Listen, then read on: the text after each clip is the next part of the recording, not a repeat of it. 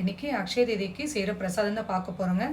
எப்போவுமே Akshaya திதினாவே April May மாதத்தில் வருங்க. நட்சத்திரம் பார்த்தீங்கன்னா ரோகிணி நட்சத்திரம், திதி வந்து திருதய திதியில் வருங்க. நாம் அன்னைக்கு எந்த ஒரு நல்ல விஷயம் செஞ்சாலும் வளரும் பெருகுன்னுவாங்க.